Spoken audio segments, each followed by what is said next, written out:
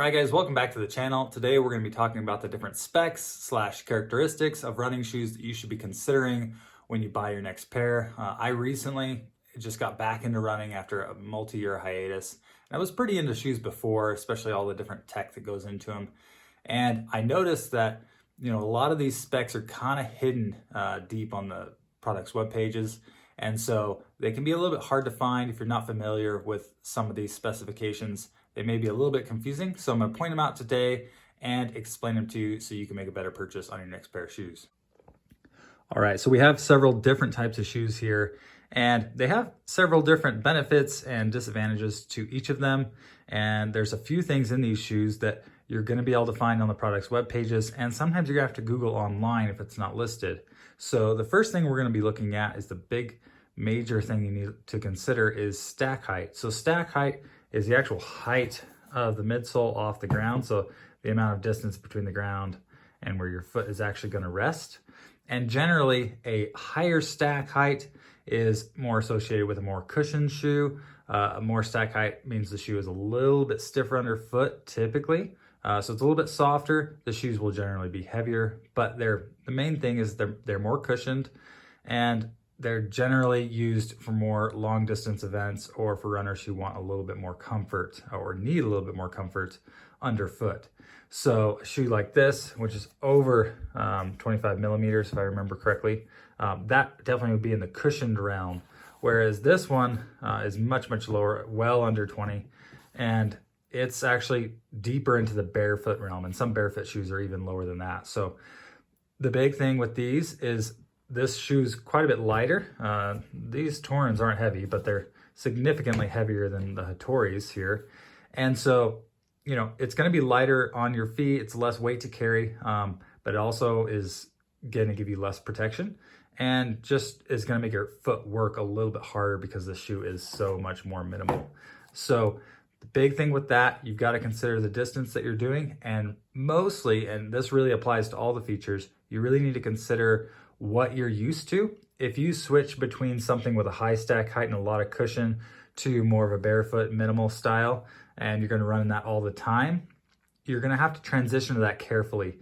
And so if you're in the middle of training for a big event, you're a few weeks out and you're switching shoes, I wouldn't advise, and I think most people would agree, wouldn't advise switching from a highly cushioned shoe to a barefoot shoe, because you really need to drop that mileage down and transition to that properly.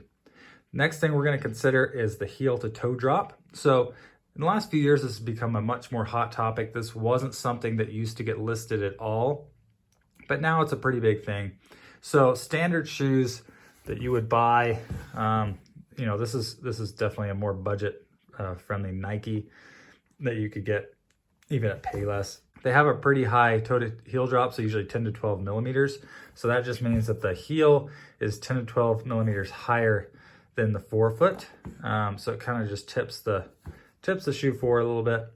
And that's what most standard shoes have been for many years. And so that's what a lot of people have run in.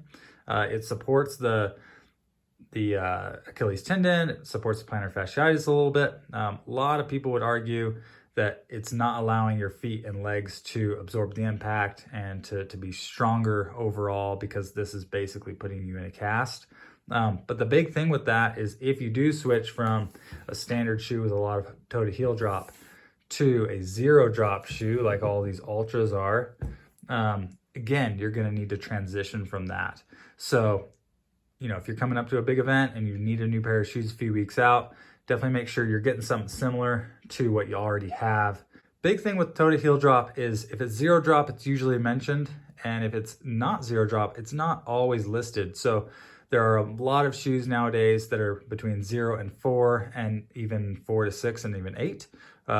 6 to 8 is becoming pretty popular, and that's not always listed. So that's just something you're gonna have to consider and maybe dig for if you don't wanna risk having to do a bit of a transition period. So just something to keep in mind. So then there's stability versus neutral. And a lot of this does end up comparing the barefoot or minimal shoes to the traditional shoes. But even your traditional running shoes have what's called stability, and there are shoes that are called neutral. So you'll see that on the product's webpage. I probably explained that a little poorly, but basically, this shoe is actually neutral, but one thing that you'll notice a lot of times is these wedges right here in the midfoot, and a lot of times they come from here all the way over. There'll be a different colored foam or something, and inside the shoe, there's some sort of device that wedges up against your foot and prevents the shoe from rolling inwards. So what they're trying to prevent is overpronation, and so that's where the shoe, where your foot lands, and then it rolls to the inside. And so they're just trying to slow that roll down. There's a lot of arguments for and against that idea. We thought it prevented injuries for a long time. There's now, studies saying that it doesn't.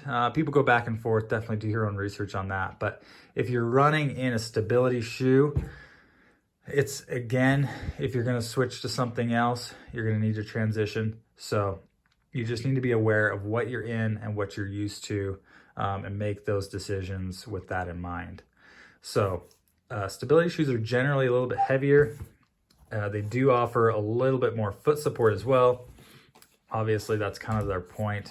Neutral shoes, and pretty much most barefoot or zero drop shoes are going to be neutral because they kind of adhere to that more minimalistic approach. Finally, we're going to look at shoe types. So road versus mountain, or road versus trail versus track. So this here is a road shoe. You can see it has a very smooth transition between the lugs. There's a little bit of traction there, but everything is on the same level in terms of the outsole. And same thing with this Hattori. It's got some tread, but again, all the lugs are the same height. When we move on to a trail shoe, we can see that the lugs actually stick out of the outsole, and that's great for traction off-road. The big thing between these two, you can absolutely run in either one of these on any surface. Trail shoes are usually a little bit more overbuilt. They don't transition quite as well on smooth surfaces, and they also don't generally last quite as long on smooth surfaces as well. So you're going to want to grab something that is going to work for the surfaces you use the most, or at least the ones that you care the most about. Or you can have multiple shoes and choose as you go.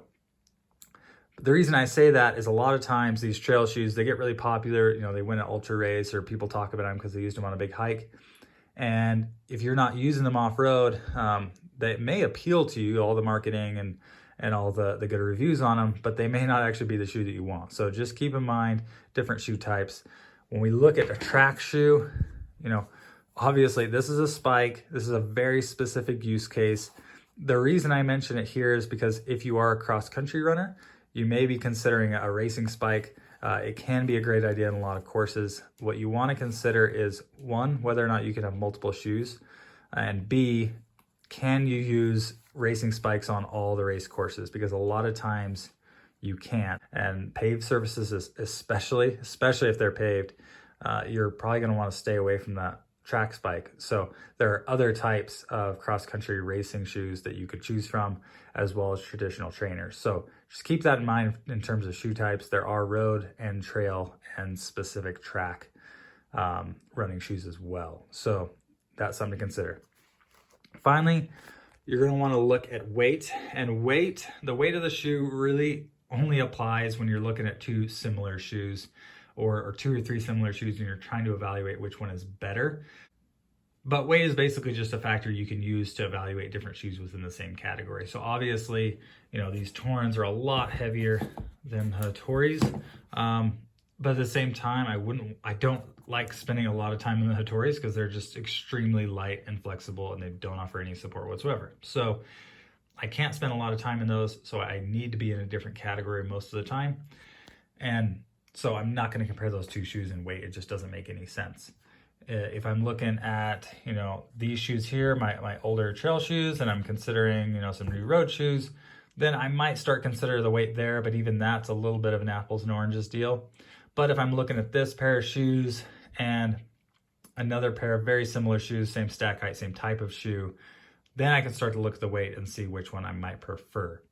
So those are the characteristics / specs that you're going to want to consider when you're buying your next shoes. I know some of this is pretty obvious, but for people that are new to running, look on the product page to see a good review. People are raving about stuff and saying this is a great shoe.